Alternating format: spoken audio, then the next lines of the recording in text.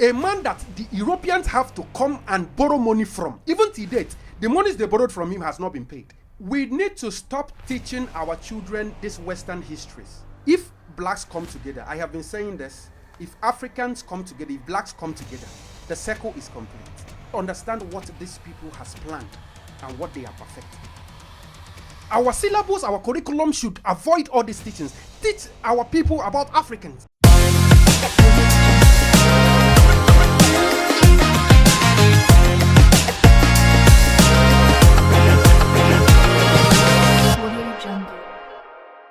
Welcome to another episode of the Classis Show on RMC TV. We are keep moving, and we can't move without you, our lovely viewers out there. Like I always say, this show is made for you and you alone.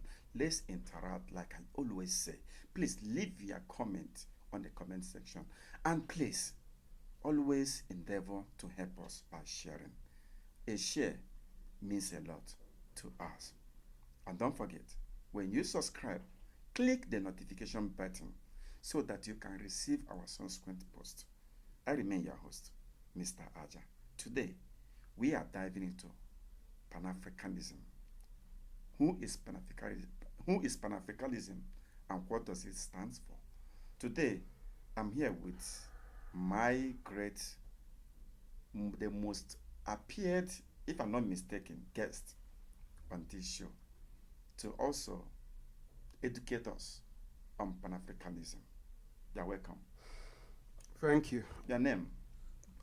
Viewers out there, my name is Uchechukwu Wangwa.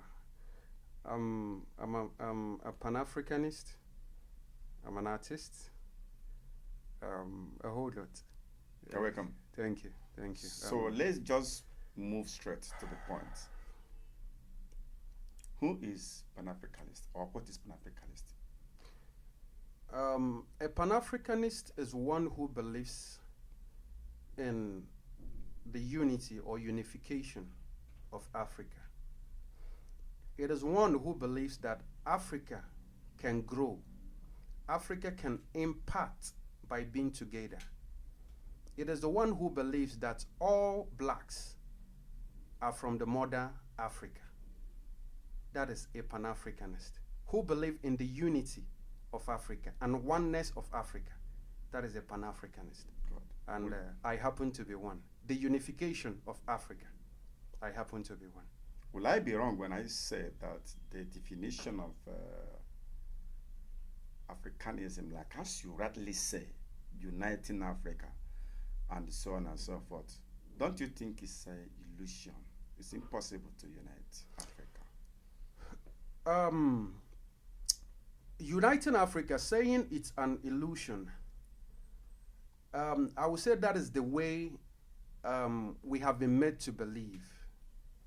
Because one is, I remember years back, I was told that as a black, as an African, that it is better to deal with the whites than dealing with a black okay, let's say Afro-American, like the black Americans. So they will tell you that it is better to deal with the whites than dealing with an a black American. You say the conception.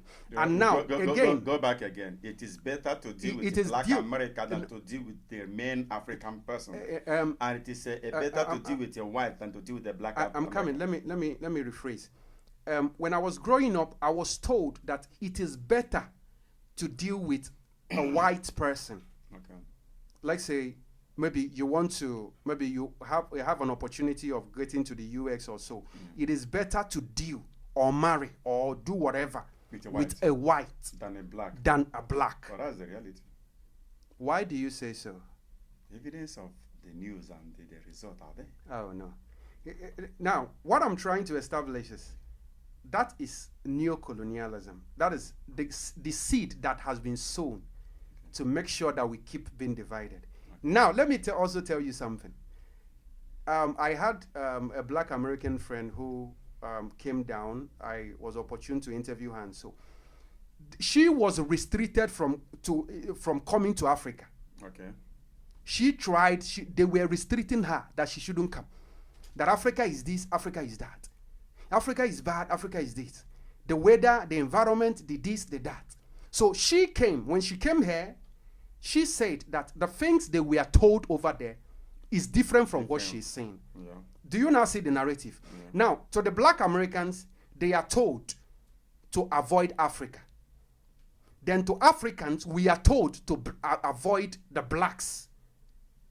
You get the thing? Our not knowing that. Now, the reason for all this is, if blacks come together, I have been saying this, if Africans come together, if blacks come together, the circle is complete. Because you find out that any government that wants to divide, that wants to do anything, uses divide and rule tactics. Yeah. If anything must be successful. Once you divide them, you can be able to conquer them or rule them. But once they are unified, once they are together, once they are in unity, you will not be able to. Well, that's why I'm saying that's why I said it's an illusion, because that unity will never happen. And now see, it is already happening. Those years, people struggle with it. But right now, even in Ghana, the year of return and all that, you see what is happening. Even so many black Americans are relocating to Africa. Okay, so it's begin. All we need is enlighten the people, educate them, tell them, and people are waking up. So that is all. So it's already happening. We are very close to it. Now, check. Ibrahim Traore, I want to use him as an instance. When he came to power, the Westerns were using the media to fight against him. They were using propaganda, lies, and all that against him. Now, they were doing everything possible. They were pushing money to people to protest against him. Now, people were protesting against Ibrahim Traore. Now, there were a counter-protest in France by blacks in solidarity with Traore. And that counter-protest was what ended the Western-sponsored protest against Traore. So, do you now see that our people was waking up? But before, we are here. Muammar Gaddafi died. Yeah, I was even coming on that. Yeah, we folded our hands. The reason is that, one, the media used lies to make us believe that he was evil, he was bad. There was nothing good about him. We were there. They killed Thomas Sankara. We were there. All the leaders that has ever stood up, even Kwame Nkrumah, they exiled him and all that. All the leaders that has ever stood up at any point in time got reaction from these people. And they make us believe that they weren't good through their medias. But now, look at what is happening. Africans are waking up. We are ready to protect Traore with every last breath in us, because we see that in him we have the future, and the future of our children and generation. So that is just how it is. So for Africa to unite, yes, we are united. We are coming together. But before the death of Gaddafi, he has been operating for years, right? Yeah. Until the plans of the American materialized. Yeah. They killed him. Yeah. Traore just 2 years, a year plus in the seat. Yeah. They are still planning. The world are still planning. And as they are planning, they are using who to plan? The same Africans, in the name of ECOWAS, and so on and so forth. They will still use the same African people to do what? To penetrate. Now,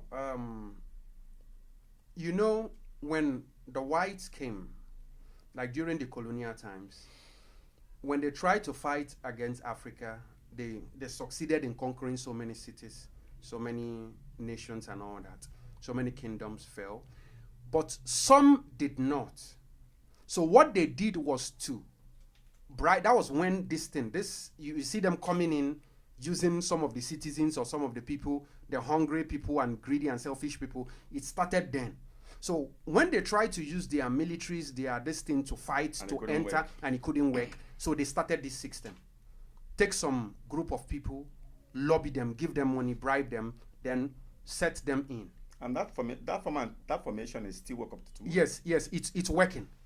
It's working. But all we need is, we just need to be awake. so that whenever we see it, we counter it. Whenever we see it, we counter it. It is the brain. The youth are not, a lot of the youth are not mentally strong, at least to be able to design, know that this is what is happening, this is what is going on. Even in Ghana, there was something that was happening. The president is doing fine. I say he's the only democratic president who is actually working. I will say that and I will say it again. Now, there was a time, you find out that some people were coming to distract him. Mm-hmm. A lot of them were paid from the West and so to distract him. So it's all about you understanding the tricks that the West are using on us. I just need the youth. To your understanding, you think we are understanding it now. Our eyes are opening to the reality. Yes. That you believe that as time goes on, there'll be a time. Because example, let me even go to the area of Africa using one currency. This thing has been said many years now. We never materialized. It's actually Muammar Gaddafi that introduced that. Okay, so this were the threats. Now look at it. Africa using one currency. Our currency will be the most sought currency, the heaviest currency. You get it? So it's a threat. Now, Muammar Gaddafi controlled the resources of his state, of Libya. It's a threat. Even there is a democratic country in West Africa that has taken over their resources. Resources are no longer moving out of the country the way it was. And that man is also a threat to the West. You get it? So the thing is, once you understand what you should do and you start applying it, it becomes a threat. So now, the thing is, it's just like, I want to talk about Hannibal of Carthage. There was an African kingdom that was called Carthage. And the warrior then is Hannibal. That is actually, I will call him the strongest man. Okay, the strongest warrior. He was the one that fought the British, the Europeans. He fought them mercilessly. Okay, until they now used his own people to betray him, to lobby them. The people he was fighting for was now against him and all that. So he now ran and all that. So this thing has been there. So the only thing we need is, this thing is, okay, like there was the last coup against Traore. The youth, that midnight, mobilized themselves and came to that place to block that whole place. It has never happened before. It has not been. You get it? Coup has always been a military and a military something. You get it? But see the case. When the youth got the alert, the Burkinabés got the alert that there was an attempting coup, they now blocked the place to make sure that the coup plotters don't escape and all that. That is it. That is number one awakening. We are going. We are there. The Burkina boys, they are walking towards it. The currency you're talking about, they are in. Now they are having one passport. And a whole lot is going on. It is working. So when is this expected to take place? Having one passport, Africa having one passport, and the African having one currency. When does it expected to take place? We have already started, because the Burkina boys are there, the AES, Mali, Niger, and all that. So we've begun. So we are looking at it. By the next 5 years, all these things will be on. All these things will be on. Now, I was watching something today. There was a lady who was giving report that she's been traveling outside. She's been to South Africa, to Soweto, to Tanzania, to Rwanda, to Uganda, and all that. She her movement when it comes to the border, she doesn't have to spend anything. But she was lamenting. She had to take this thing from here, from Ghana, from here to Benin, Togo, and all that. She was lamenting how much she was taxed.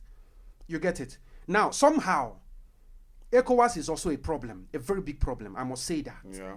A very big problem. One of the problems why ECOWAS states are not growing. You get it? ECOWAS is a very big problem.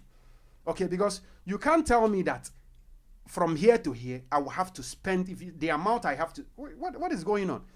So we are looking at an Africa without border, a borderless Africa, where every black, so long as I have a black DNA, so long as I'm a black man, I can be able to go in. You get it? Security is everywhere. You scrutinize me, you look at me, you check me. I am not having anything. I go in as an African. I don't have to be extorted at the borders. That is what happens in this ECOWAS state. We have been exploited. People have been exploited. Don't you think that the ECOWAS is one of the instruments? The ECOWAS is one of the instruments the whites are using. It is the biggest instrument. The ECOWAS is the biggest instrument. So what are the Pan Africanists, those in charge? Doing about it. About it. Fine. The fairness, it's just as I said, it's a gradual process. Where we are now is emancipating the people, telling the people what should be done, how it should be.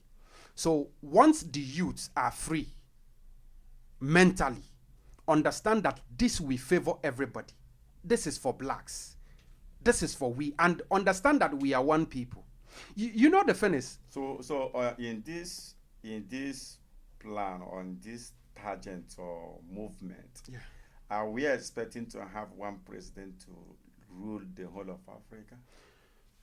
Now, talking about one president, we are looking towards that.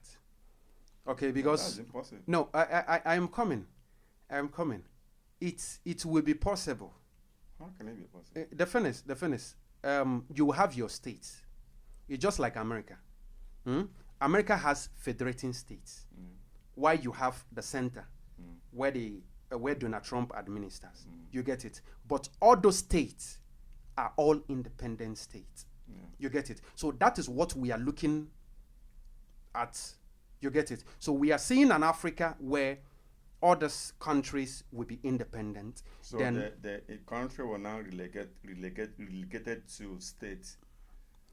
That means, example, Tinubu will now be a governor of Nigeria. Is that correct? It's just, you know these words, we use states, we use country. So we are the ones that is actually saying it that way. We use states, we use countries.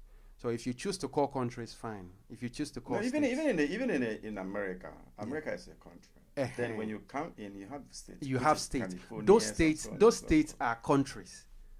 You get it? Those states. So that's what I'm asking. That's what I'm saying. That's what I'm asking you. Yeah. So does it mean when it comes when it comes to that level, then the country will now transformed or transgrade or moved to be called state? Okay. The fairness, we'll have our various presidents just as we have today. Nigeria has its president. Ghana has its president. Togo, Benin will have it, and we'll have. That's what exactly, which means there will be no longer a president. It will be governor, because when you go to America, they don't call them president. Trump is the president. So the others are governors. It's not a problem. Those things are systems that people set up. You get it? We can also decide. We'll call ours president. You get it? So if you call yours president, who becomes the president? Okay. Now, because at the end, the one at the top, the final one, like as Trump is now in America. Yeah. So if you decide to bring one person as the president, how does it sound? President. Okay. Now see, it's just like in Africa, Nigeria is Tinubu is the chairman of ECOWAS. ECOWAS chairman. You get it? Now, what is ECOWAS? The body that binds other West African states. But he's being called the chairman. Okay. So we can decide to call whoever that will be chairman. Fine. You get it? Okay. Because what I mean is, all these words are people that choose it. Yeah. You get it? You know, some people, instead of president, they call prime minister. Okay. Yeah. Some people, instead of this, they call chancellor. They call a whole lot of things. Okay. We can also decide that this is what we'll call our destiny. But the focus is having a unified Africa. Having a borderless Africa where people can move freely across the borders without being exploited. But West Africa will never allow this. West Africa will not allow it. Is that most of the population is still sleeping. We're all awake. That is the journey we are in. When the youth awakes, when you have 70 to 80% of people, even 60 are woken, then when, a revolution can happen. even if when other countries agree, the border between Togo and Nigeria would never agree. Same border. They will never agree. Now, the thing is, the way this whole thing is designed, the government, a lot of people are benefiting from it. Yeah. And it's been a criminal enterprise. You get it. A lot of things are ongoing there. People are benefiting. People are eating. People are being exploited and all that. Okay. Don't worry. The whole thing will go smooth. So the Pan-Africanist is assuring African children that in the next 5 years, they are expected to have one currency. Yes. Because I learned this currency as of 5 years ago this currency has been printed. Not even one currency. I want to come. We are looking at one army, one currency. One army. We are one army, one currency, an African bank. Instead of moving our currencies and you find it depreciating and all that, you get it. We have our own bank, which is one of the things that Muammar Gaddafi was working on. These were some of the crimes. This was why they killed him. So we are looking at, we as Africans, our resources, will harness it. We'll no longer be exporting it. We'll build refineries in Africa, in African states. Instead of moving raw crudes outside, we'll refine in our land. We'll refine our gold and sell at the market price. You get it? These are the things we are looking at.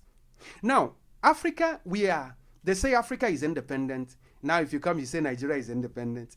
If you come, you say these people are we are not truly independent. No, not you can only be independent when you have the ability to control all your affairs, manage your resources, design everything that has to do with you without external interference. We don't have sovereignty. Because they are the ones dictating how much. They are the ones who decide whatever happens. Nigeria's election is being. They influence both election in Nigeria.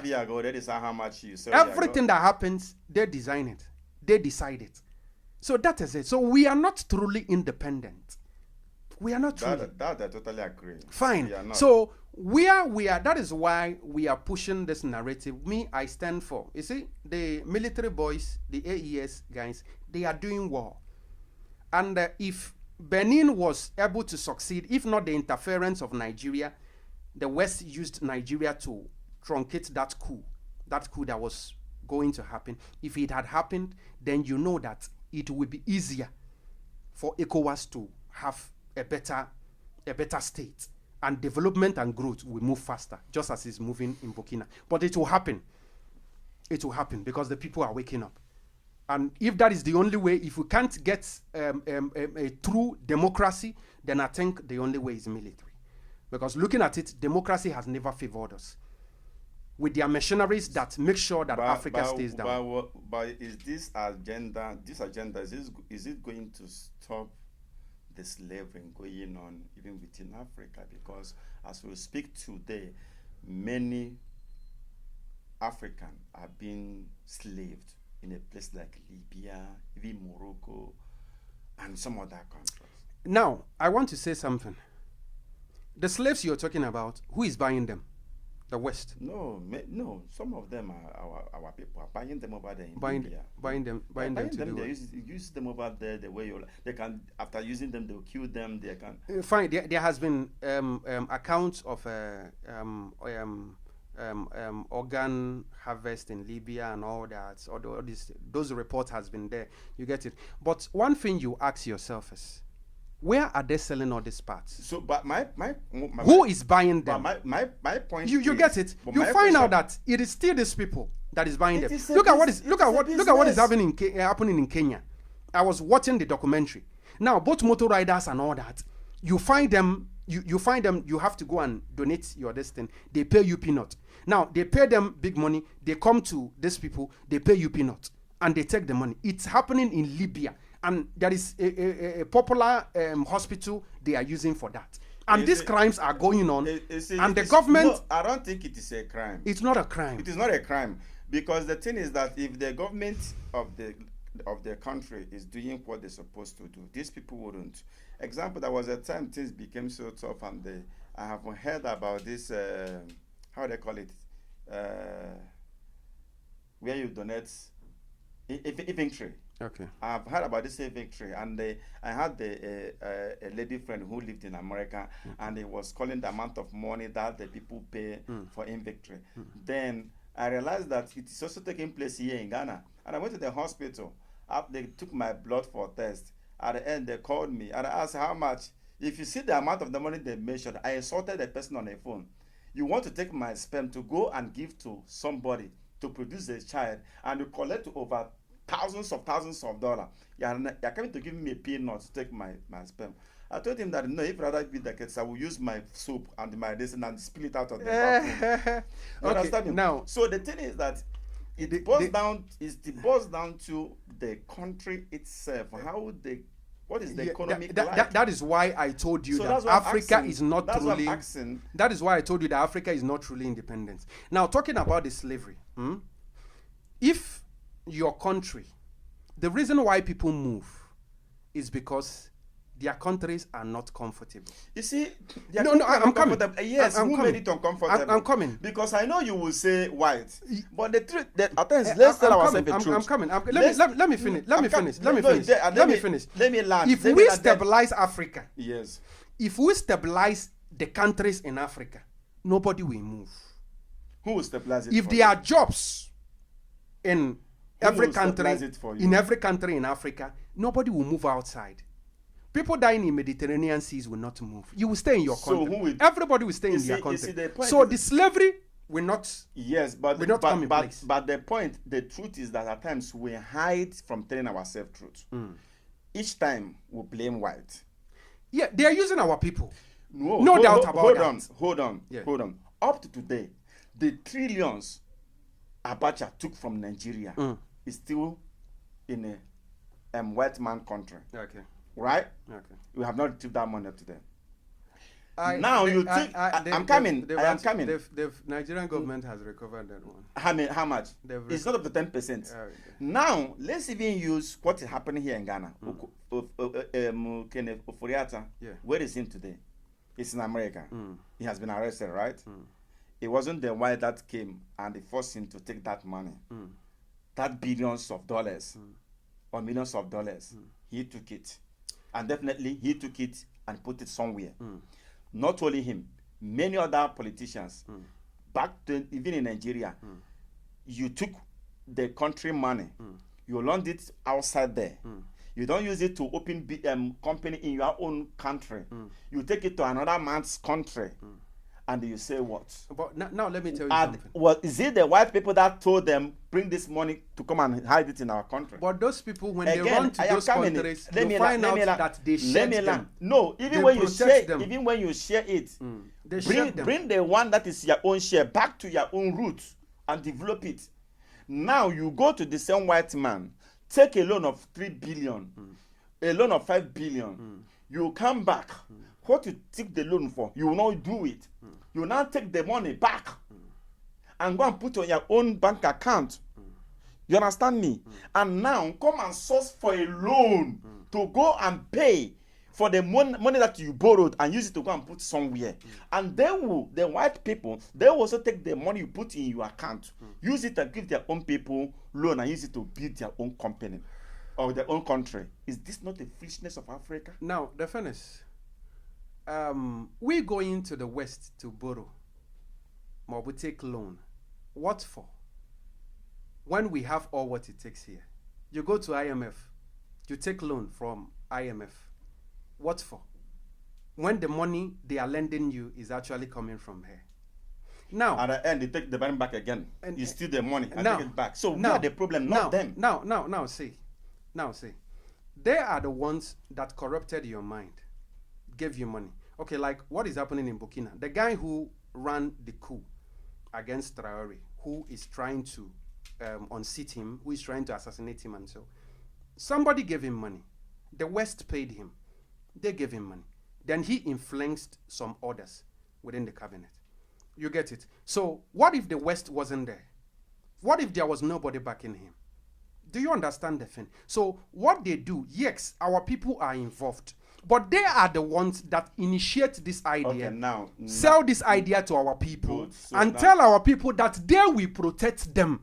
Okay. You get the thing? So as a Pan-Africanist, my question as we wrap up is it going to happen in this life or afterlife that will be the one to pollute the whites against themselves? The way, as you are saying, that they are the one influencing our people. Okay. Can it be in this life? Can it happen in this life that it will come a point that Africa can be a man of their own, to be the one to influence white against themselves? Now, can that ever happen, or will it ever happen? When it comes to that, Africans, we are good people. You can't do that. I'm coming. You can't do that. I'm coming. We are good people. We are cultured. We have moral, very high morals. Now, if you check the account of Lord Macaulay, when he visited Africa, he confirmed that our moral value is very high. Not now anymore. I'm coming. There was no. He confirmed that there was no thief. There was no beggar and all that. Africa was perfect. You get it? So we don't seek to conquer anybody. We don't seek to trick anybody. We don't seek to deceive anybody. We don't. You get it? We have very sane mindset. We are sane. Even we are the ones who exposed the whites. We developed them. We brought civilization to the whites. How? The Moors. Check about the Moors. The Moors were the ones who taught them. You get it? We are the ones who produced soap with alcohol and taught them how to bathe. Go and find out. Do you understand? The Moors were the first people that had contact with these people, developed them, taught them, and all that. And yet do you know that even whatever medicine or whatever you're talking about, they came to Africa. Both Aristotle and all that, they all came to Africa to learn. You get it? We never enslaved them. That is who we are. We believe you should live, and we will live. That is we. So they themselves, they are filled with cunning. They are filled with deception and all. That is their life. Yes. That is their life. That is what is in them. And the reason why they are doing this is they understand who you are. You own the resources. You own this, you own that. So the only way to do it, before they were using force to do it. And the force, it didn't go down well. So they are now using tricks. And the reason why they are succeeding is, one, look at the reason. They made us hate our spirituality. They made us turn away from our spirituality. That was the first point. They told us that our spirituality was evil. It was bad. It was this. It was that. Do you even know that before Columbus, the so-called person that discovered America, do you know that blacks were already living on that soil? It was blacks that owned America before the so-called Columbus came and discovered America. Do you understand the thing? But we are very peaceful. Those black Americans, those blacks who were residing in that land, where are they today? We had black in America before the slavery? Yes. That America you call today are blacks. The blacks were at the aborigines of that places. Do you know that China has blacks? I know of India. China also has blacks. Even they are there today. But they have been pushed away just because of that agenda of trying to wipe blacks off. That is one secret. So, but we Africans, we don't understand this thing. We don't understand what these people has planned and what they are perfecting. So now you talk about even these systems they brought to us, religion, education. These are just systems to make sure that all these their plans works. If you had yours working, they wouldn't bring their own to influence yours. Ours was working perfect. The thing is, if I have something good for me working for me, I will never allow another person to influence me with a fake one. Listen to look at it. Our people, our fathers were hospitality minded. It's just like the Igbos. Our people were very open. They love strangers. They love people. That was it. They welcome people with open arm. But these people, they had an ulterior motive. So you don't blame them. So it was their mind. Oh, it's just like you having a good mind, you helping somebody, doing something for somebody. You feel it is for good.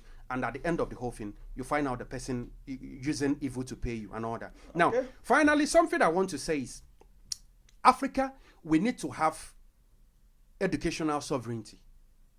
What do I mean by that? We should be able to teach our children our own education. In China, you find out that even these phones you're using, these gadgets and so, are being manufactured by kids. Yeah. So their own education is production, invention, this, that. This is their own education. You get it? So we should be able to have that liberty, the sovereignty, to have our own educational system. When it comes to agriculture, it belongs to the black man. It belongs to Africa. So we should be able to have that destiny. Teach that in school. You get it? They have made agriculture look like a thing of poor people. Do you see it? And again, when you're working in a farm or as somebody who is educated. But today now, look at it. And again, we need to stop teaching our children these Western histories. What happened to our own histories? In our curriculum, in our syllabus, we should let the people, African children, understand that we had heroes, great warriors, strong people. We should teach them the stories of Ya Asantewa. We should teach them the stories of Kwame Nkrumah. We should teach them the stories of Odumegwu Ojukwu and Louis Odumegwu Ojukwu. Louis, who was a man who, when the Queen of England visited Nigeria, it was his Rolls Royce that the Nigerian government came to borrow. He was the richest man. He was the richest man in Africa. Yeah. A man that the Europeans have to come and borrow money from. Even to date, the monies they borrowed from him has not been paid. So we should be able to teach them about this. We should be able to teach them that the first indigenous African car was manufactured by Ezekiel Izog. You get it? We should be able to teach them about Muammar Gaddafi, Thomas Sankara, all these great African leaders, warriors. Because see what happened in just ended Africa Cup of Nations. Yes. When the man, raised their hands in respect. Yes. To Lumumba. Yeah. Patrick Lumumba. Patrick Lumumba. Yeah. Many people do not know the history behind. They don't. Yes. They don't know about Lumumba. This Gen Z. Yes. They don't even have. Yeah. They don't know. They don't know. But if you talk about the Queen of England, you talk about Columbus. You talk about how he discovered America. You talk about Napoleon and all that. You see them learning. It is indoctrination. Our syllabus, our curriculum should avoid all these teachings. Teach our people about Africans. We had warriors. We had great men and women. What about the Amazons of the Benin? What about the Ekumeku War that fought the British for years? They weren't able to penetrate. That is the problem the Igbos are having today. Because they had strong resistance against the British right from time. They were fighting against the British. That was why they hated the Igbos till date. That is one secret. There has still been so many others. They are female warriors. They are men who fought to keep Africa. We should teach about them. Marcus Garvey, our African brothers. A lot of them, a whole lot of them. Mandela. We should be teaching about them. Mandela, his story is renowned. That's the only person that his story is well known. Okay, but there are so many others that didn't compromise. Even while Mandela was in prison, people were out there. Do you understand that? While he was in prison, people were out there fighting, protesting for the independence of South Africa. Those people, their names should be reckoned. You get it? So this is just what it is. We need educational sovereignty. Let's teach about Africa. We need educational sovereignty. Educational sovereignty. Yes, let's teach about Africa. That educational sovereignty is, we should teach our own thing, something that is synonymous to us. Africa should learn what is part of them. You teach about your dressing, these tribes, this tribe, Ashanti tribe, Ewe tribe, Igbo tribe, this, that. These are the things we should be learning in schools. Let's stop about this London Bridge and all that. It's not necessary. Let's talk about Africa. Viewers, I think you will dread the curtain here. The studio has been blazing. The man has more than energy, if I must say. Once again, thank you for watching. Leave your comment, agree or disagree on the comment section. And don't forget to subscribe and hit the notification button so that when I post another video, you'll be the first to see it. Catch you on the next episode. This is the Classis Show. I am your host, Mr. Ajah. Shalom. Thank you. And bless.